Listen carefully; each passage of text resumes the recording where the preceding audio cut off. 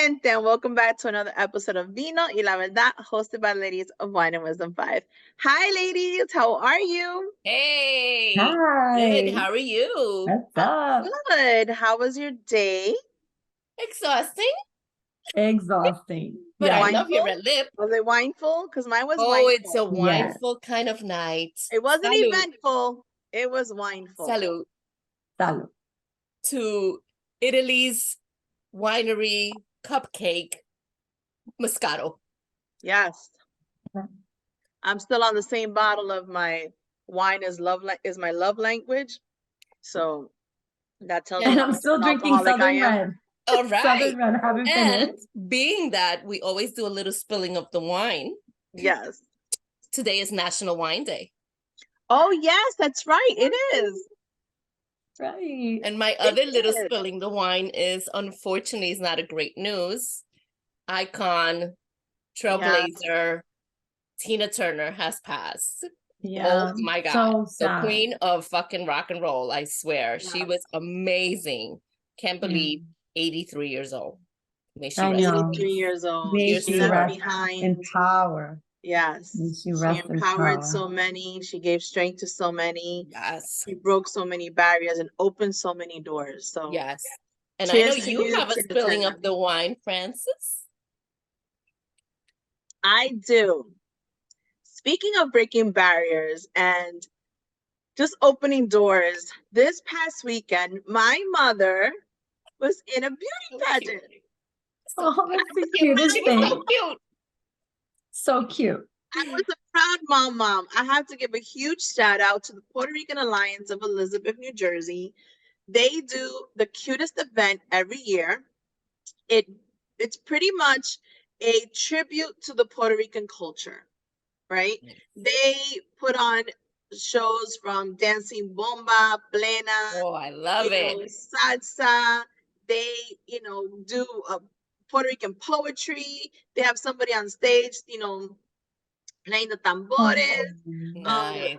My favorite part of the show was the beauty competition. Of course, I'm being, biased. And the end of the show, they had one of their artists sing Mark Anthony's Preciosa.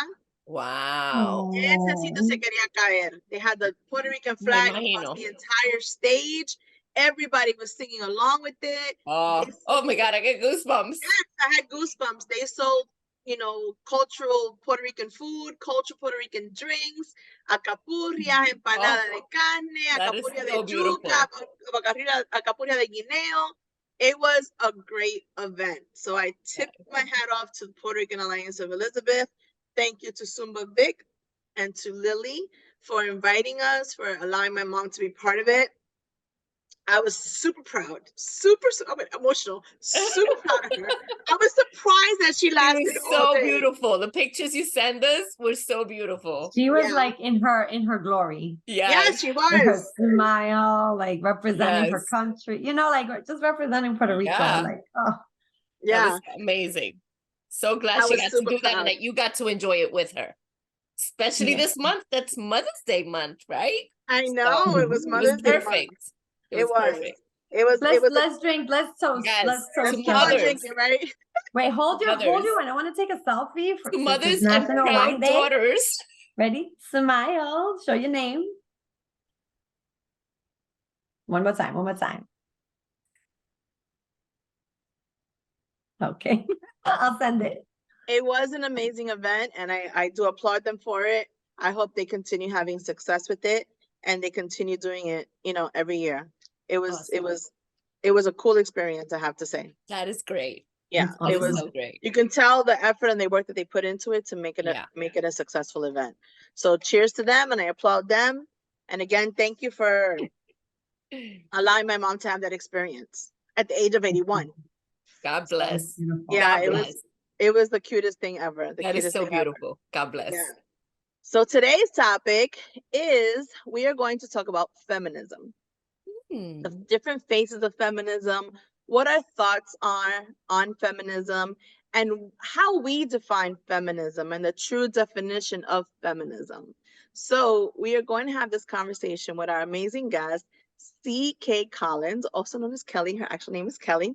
She's the author of The Swipe Right Effect. So don't go anywhere. We'll be right back with our Pero Porque Why segment with C.K. Collins. We'll be right back.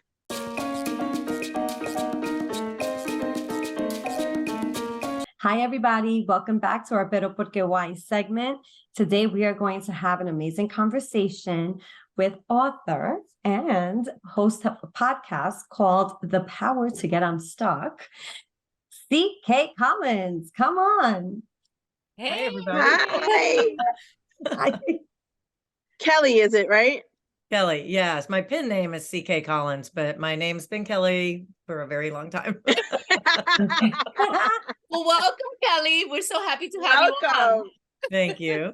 We're so excited to have you on the show. So I'm going to jump right into it. You are the author of The Swipe Right Effect, and it was funny to us when we had the conversation of having you on the show because we're currently on tour with a digital dating diary show.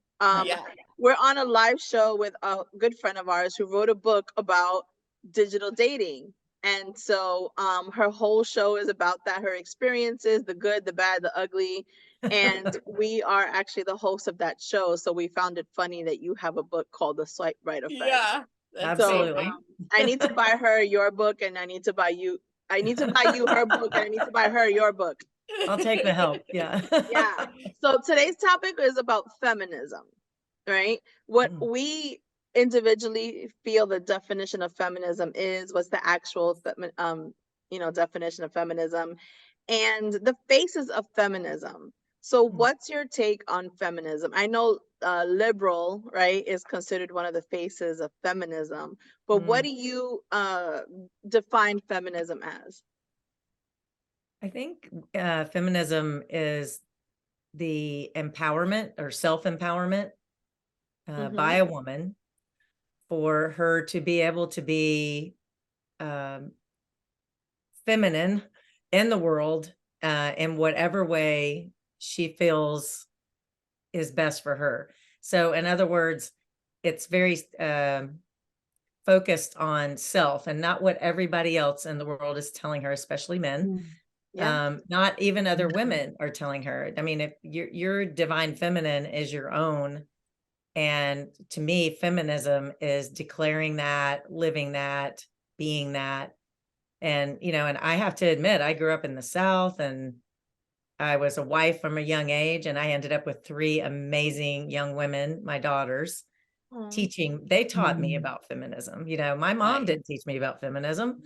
She did in a lot of ways because she was a career woman, but there was still that traditional way of living in the South. And so, but I would say, my daughters have been great examples for me to follow.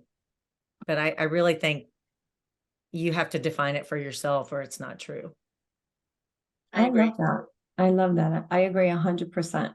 I'm trying to think of like what it means to me. I think it has changed over time, depending on where you are. But I know for me, it started as a cultural thing. I'm from Colombia, and in Colombia, it's like masculine service to the man. You serve the man. And I really didn't want that. I didn't want that to be forced on me. I wanted it to come from just genuine, from me wanting to do that for someone, not like you're supposed to do that, go serve him.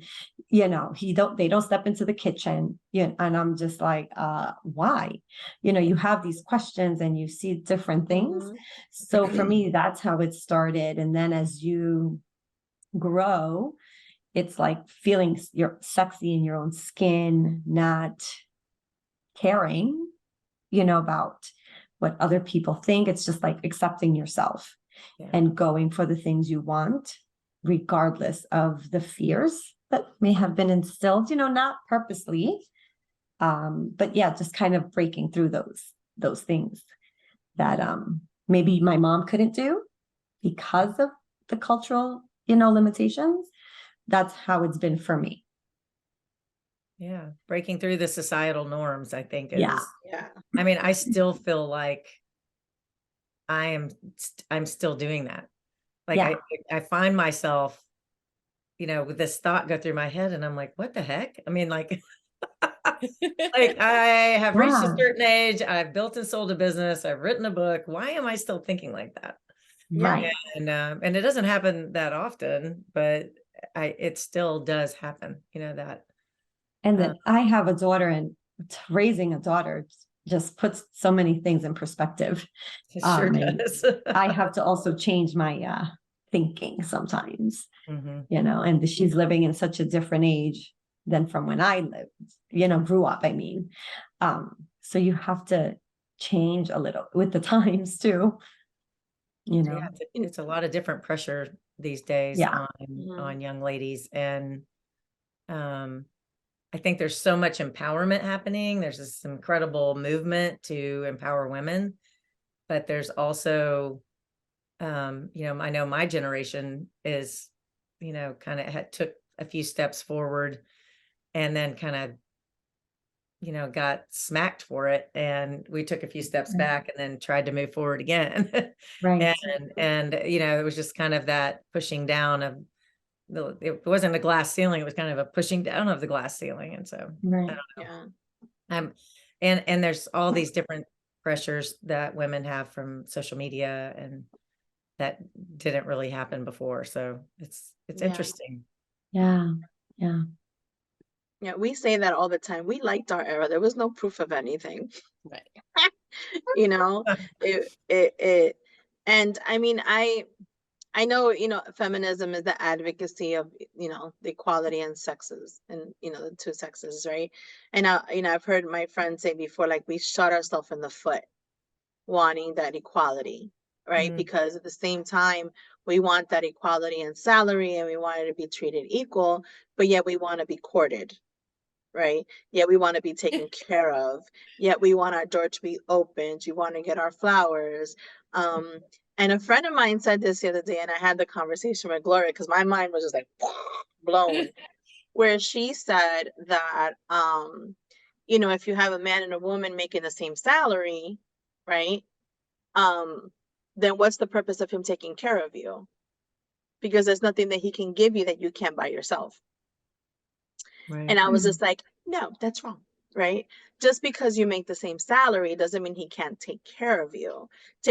For me, right, in my big bubble of definition, for me, him taking care of me is not only monetarily, right? Because my spouse doesn't make the same amount of money. Well, my ex-spouse doesn't make the same amount of money that I did. He made about 3 times more than I did, right? But I went out and I worked 3 jobs so I can be able to hold my own, right? Not necessarily that everybody can do that, but I grinded, I hustled, right? But my contribution was more emotional and spiritual and supportive and, and other factors, which to me count more than the financial. Right? So, I don't think just because you make an equal salary doesn't mean that you can't provide for that person, if that makes any sense whatsoever. Yeah, I think you also have the spiritual, the physical. It's not all financial. And I think, there's that, what is it, the 3 resources that we have: the time, energy, and money. You're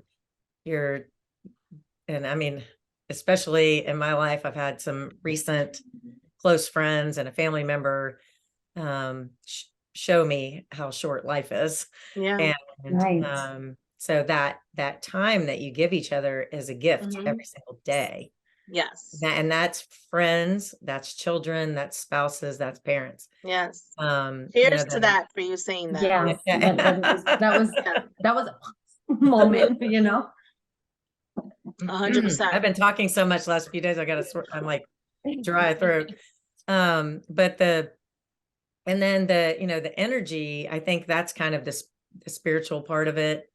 For some people it's religious and it's a covenant of marriage and covenant with your children, but energy is also how how you project yourself to the world, and if you're putting out that positive energy, the positive energy will return.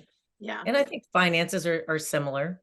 But I really think, and I had a great conversation with a young man recently. I was on his podcast, and we were saying, you know, time and energy should be like ×2 on the money in importance. And if you have these two, the other one's going to come. Like if you're really taking care of your time and you're really taking care of your energy, the money will come. Right. But if you're not feeding your soul and feeding yourself and feeding your relationships with whoever, all relationships, I mean, your friends feed you just as much as your spouse. I mean, in my opinion, like sometimes more, or your boyfriend, sometimes or we say that all the time. If it wasn't for the support not ever so many team. spouses these days. They feed us differently, you know, like you have your girls and there's nothing like that, you know. And so it's such a, they feed us differently, and our partners. It's funny that you said, you know, about time. That's the one thing we can never get back. Right.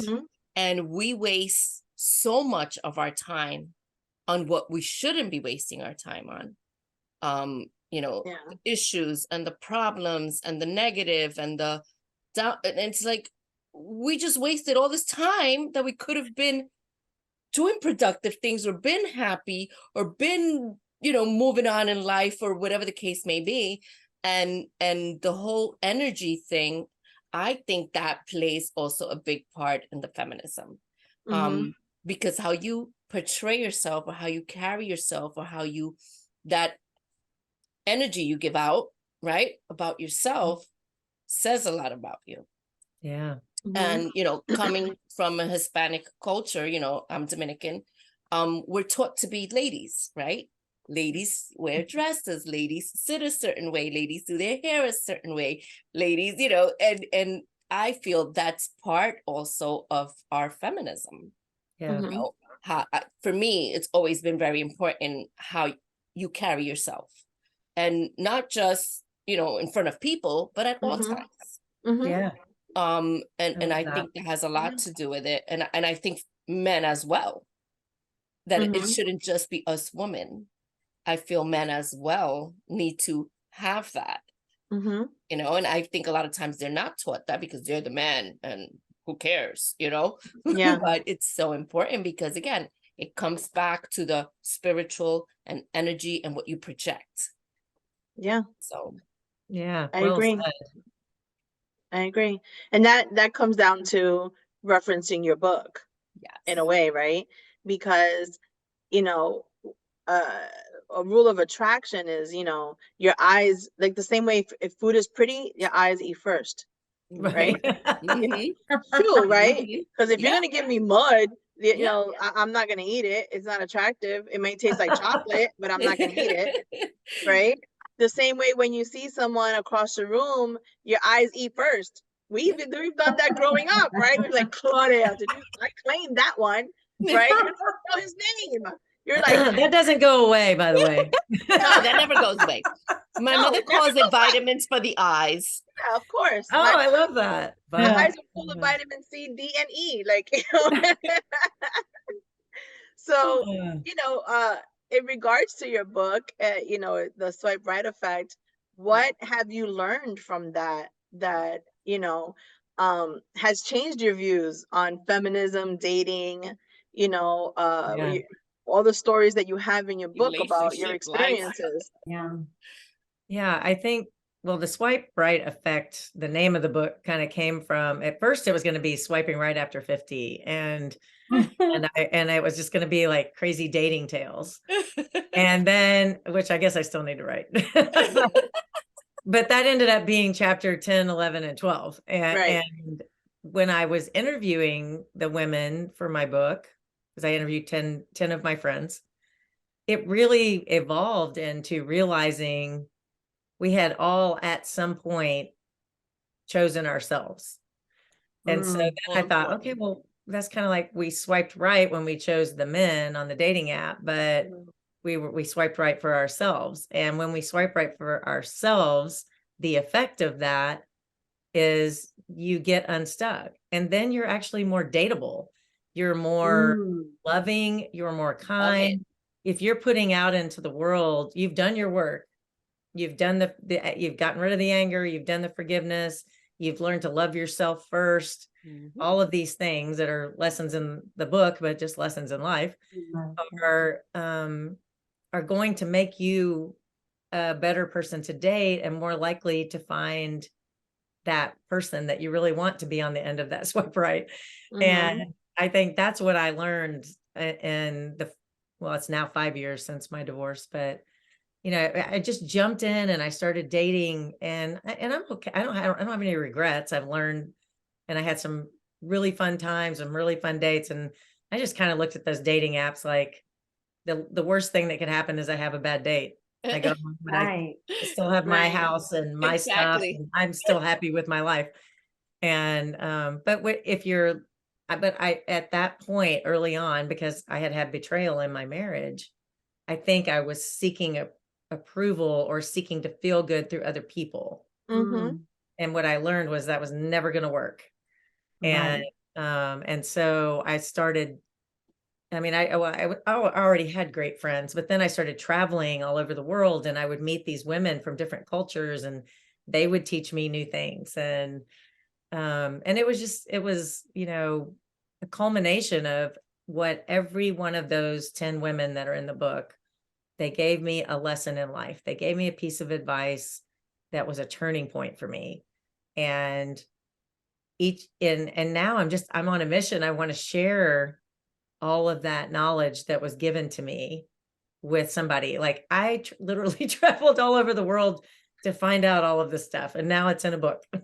You can just buy it fairly cheaply and have that toolkit. But it's, you know, I'm so grateful for the time that it took and for my friends that gave me the lessons, because it made me who I am now. And I'm as happy as I've ever been. I have. Cheers to you. Cheers. Cheers to you. That's awesome. And I wanted to say, like you were talking about your daughter earlier, and it's so amazing. I mean, I've always been extremely happy that I had 3 daughters, and watching them grow up was quite the honor. And now that they're old enough to be basically friends with me, I mean, they still come to me and ask me to help them in a mom role sometimes, but it's really just a woman to woman role now. And so I'm actually working on a project right now called Momentum, and it's where generationally, like 50-year-olds mentor 40-year-olds and 40-year-olds mentor 30-year-olds. I like that. Because I just have this, we women have to, I know we've made a lot of progress, and I know we're entrepreneurs now and we're kicking butt.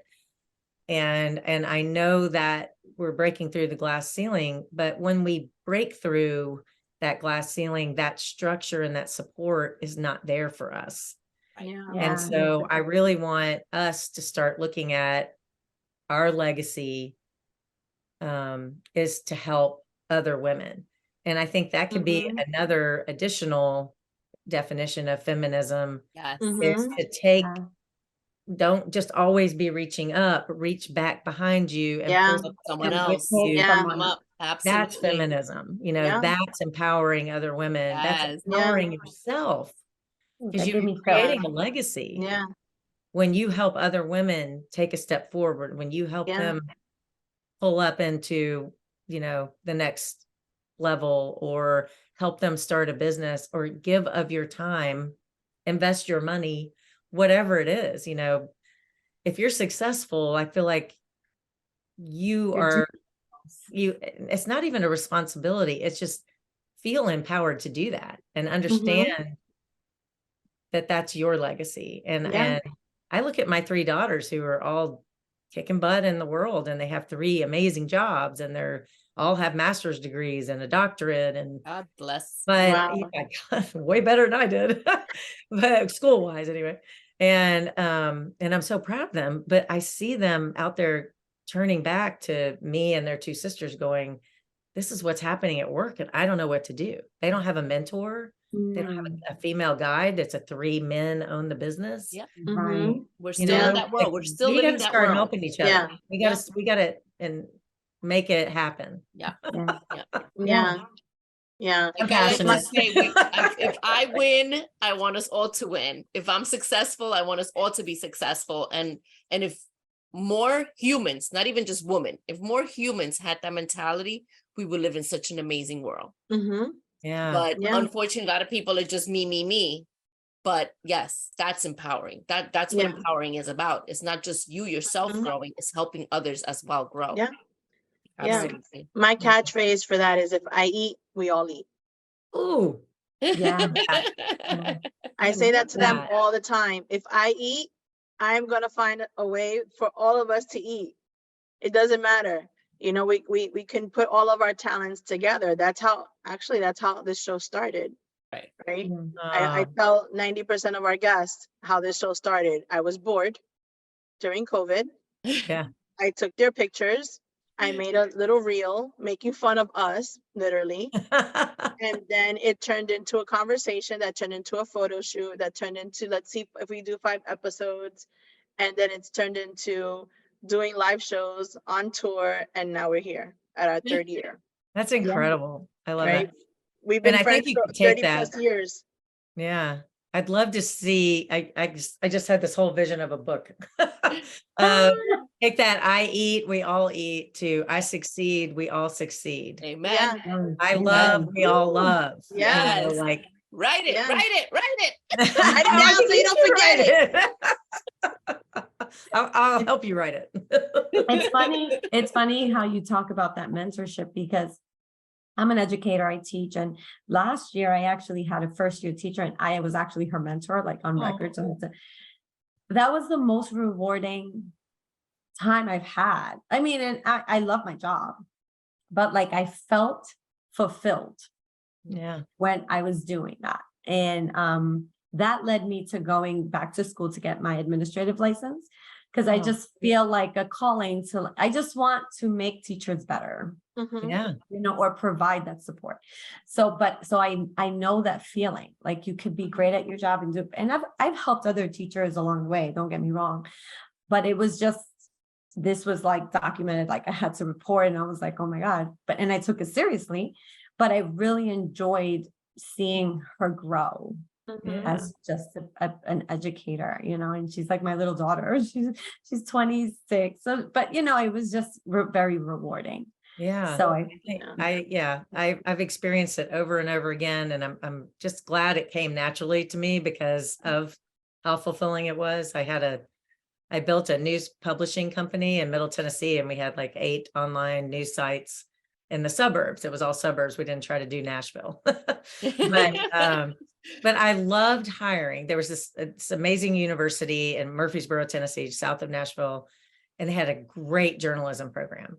And I loved bringing in those fresh graduates. I knew they were coming in with great experience from their program, because I knew it was a good program. And every time I needed a new reporter, I called this one professor, and he trusted me to mentor them. And I didn't just try to teach them about how to be a good reporter. I taught them the business side. Like, you need to understand this is a circle of life. There's advertising, there's administrative, there's reporting, there's a technical. We all have to work together. And so it's, you know, the salespeople better love the reporters, and the reporters better love the salespeople. And mentoring that, you know, they'd gone to a big newsroom of a big corporation and they never would have learned that. Right. So it was really cool to, you know, I'm a business person. I'm not a reporter. I'm a writer, but I'm not a reporter. Right. My former partner was a reporter. So it was great. We just decided in the beginning to just kind of make sure that in a small company, everybody kind of got a taste of what everybody else did, so that there was a respect. I just love I love my male reporters too, but watching the female reporters come in and that the benefit of that was getting to watch them grow, and it was very personally fulfilling, but they get so good so fast in that enviornment that they got stolen away. Wow. And now they're all like, it's so fun to see where they are now. And journalism is a male dominated industry. Yes. I mean, don't get me wrong. There are a lot of females in the industry. I actually, my degree is in journalism. but it is, from, you know, what I've interned and what I've seen, it's a majority male dominated industry. And then when the few women that are in there have smaller roles, they're either co-anchors, or, you know, they're behind the desk, or, you know, they're runners or showrunners, right? So I think that's amazing that you know, created that and gave them the opportunity, you know, to have a voice, because that's what they're doing. You know, they're having a voice through whatever they're writing. So I think that was great. That's great. Yeah. Thank you. I think, you know, it also kind of transcended over to the sales team too, in a completely different manner. And I didn't intend for this to happen, but the first person I hired as a sales rep she was probably in her late 40s, and her kids had finally kind of gotten to the, you know, she had been a stay-at-home mom for a while.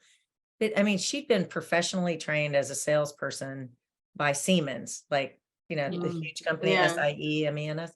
And so I knew she had amazing sales skills, and I knew she was smart as a whip from the questions she asked, but she was nervous about re-entering the workforce.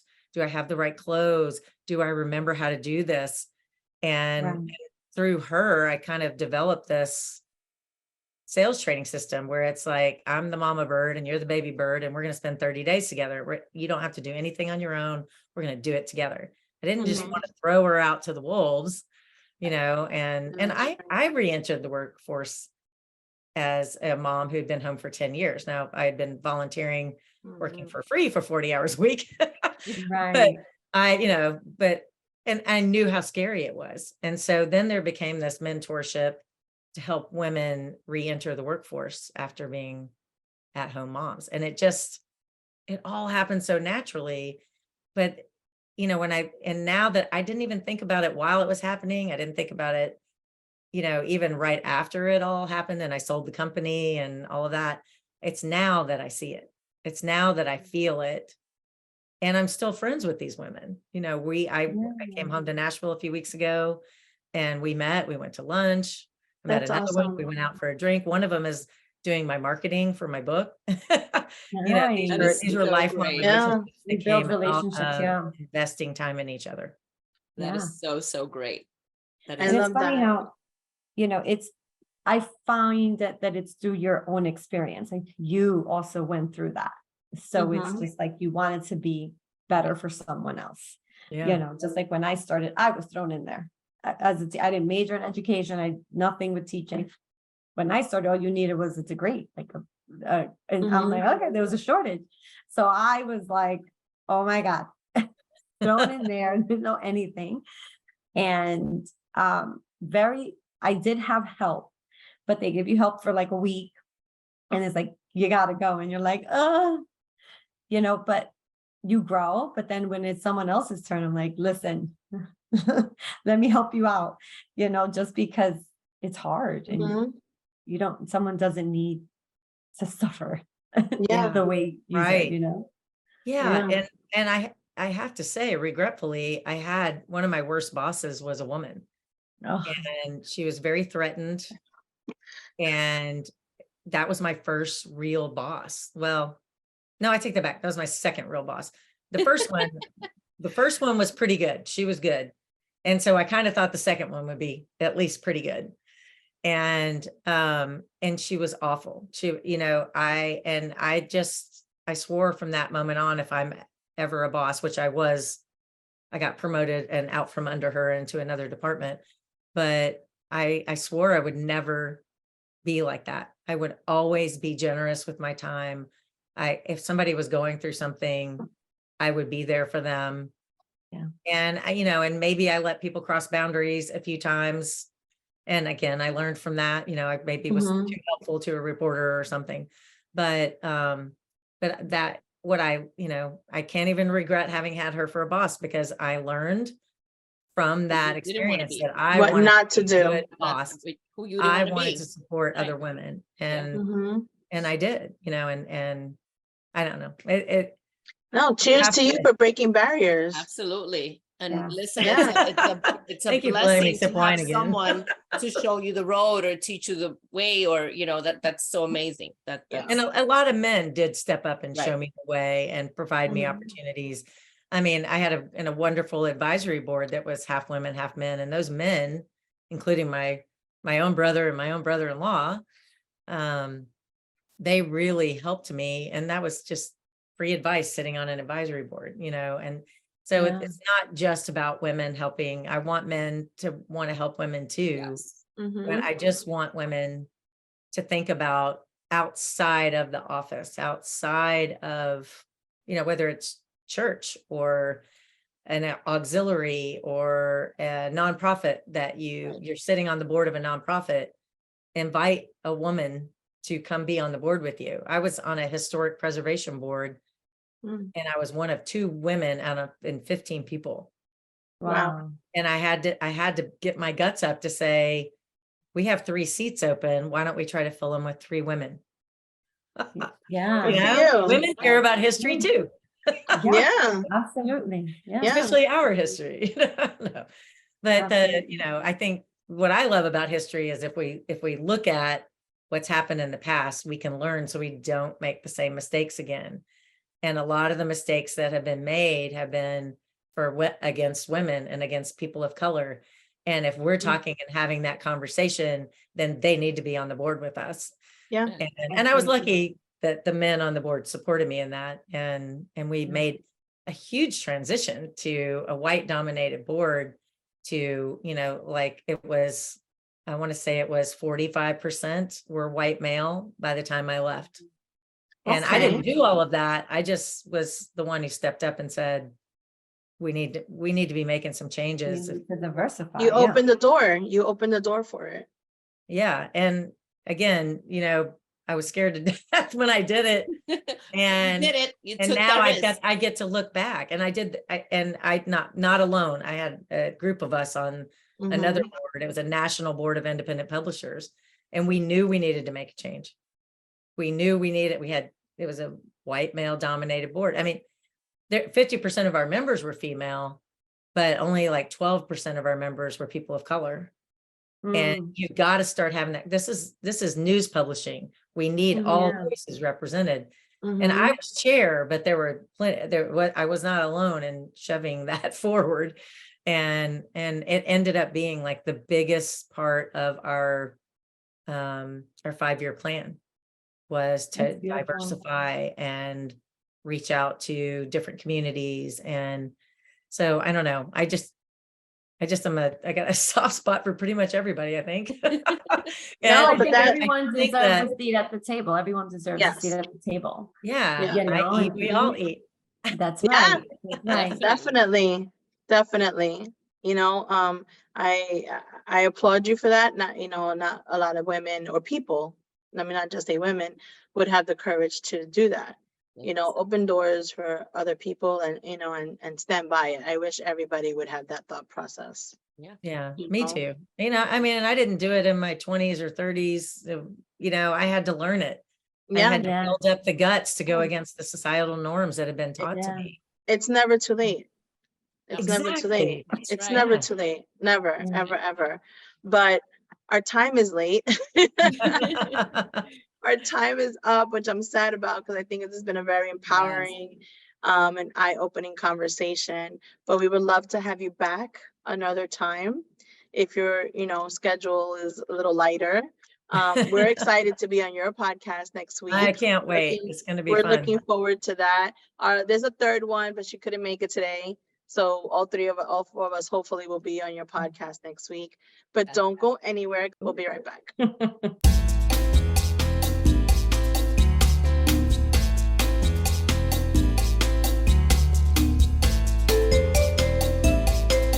Welcome back, guys. So, ladies, don't you think our episode today was very informative, on top of empowering, on top of educational?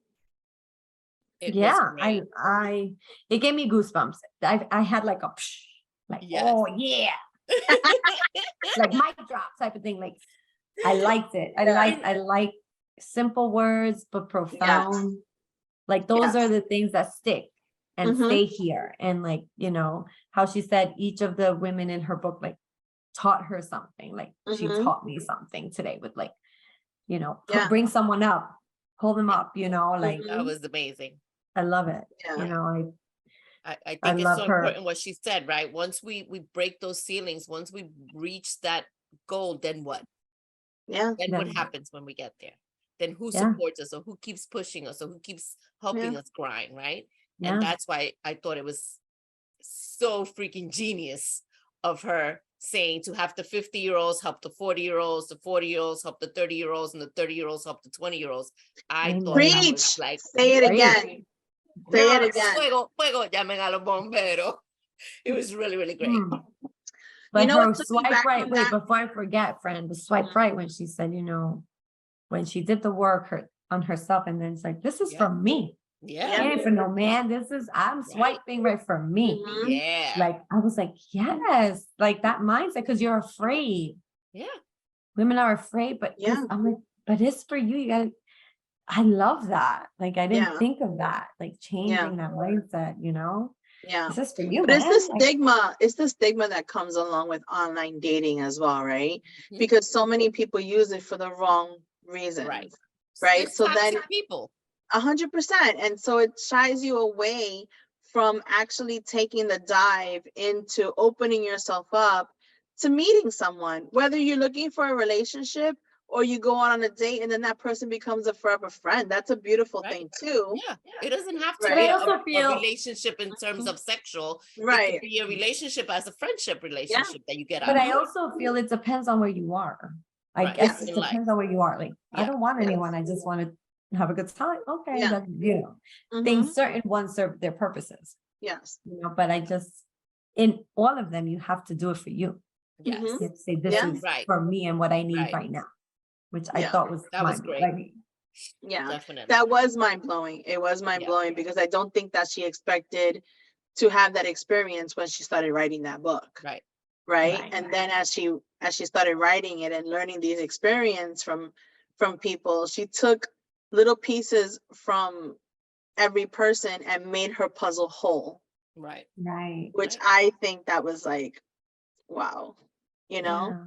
And I feel like that's what we all do in life. I feel like I've taken things from you and I hold on to them, and I'm like, that's I'm learning from that. Learning.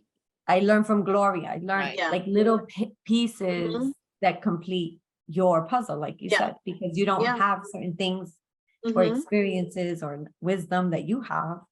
And that's part of the growth process. I was just gonna say that, like, that's what we do.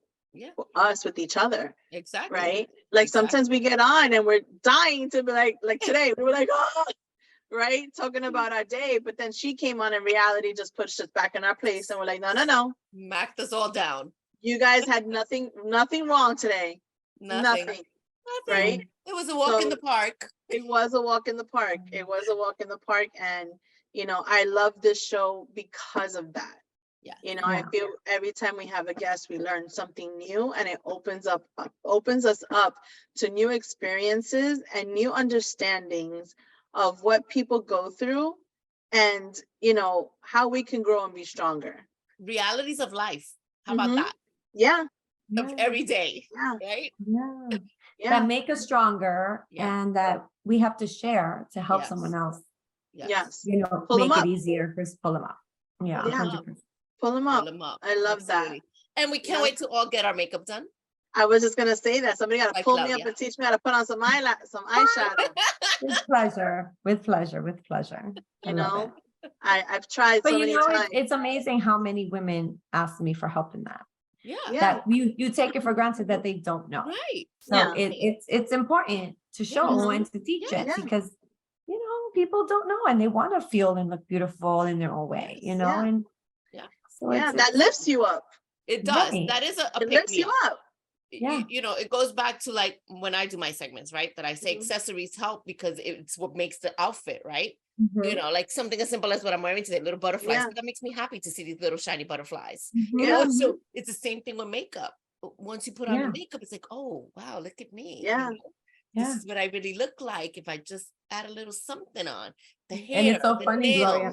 It all goes together. It all just goes together. But what's so funny, I've been trying to figure out what it is on your necklace this whole episode. I'm like, what's that? I've been trying to look at it. I love it. It's beautiful. Pretty. I got that for my birthday. So pretty. I got that for my birthday. I love it. So guys, thank you so much for watching our show. Join us next week when we meet with Isaac Baruch of the Global Wolfpack Coaching Program. Isaac has helped so many people grow their business by creating ads, expanding their market, and generating revenue. Tune in to learn all the tips and tricks on expanding your business Wednesday on YouTube. And also, don't forget to listen to us on Apple Podcasts, Spotify, Amazon Music, and Google Podcasts. And follow us on Instagram, Facebook, and Twitter at Wine and Wisdom 5. Y oye, our next live show is coming up July 22nd in Philadelphia. If you're in Philly area, go to our website to purchase your tickets. Tickets go on sale June 1st. Don't forget to take a minute to sip some wine and share a little wisdom. Ciao. Bye. Bye.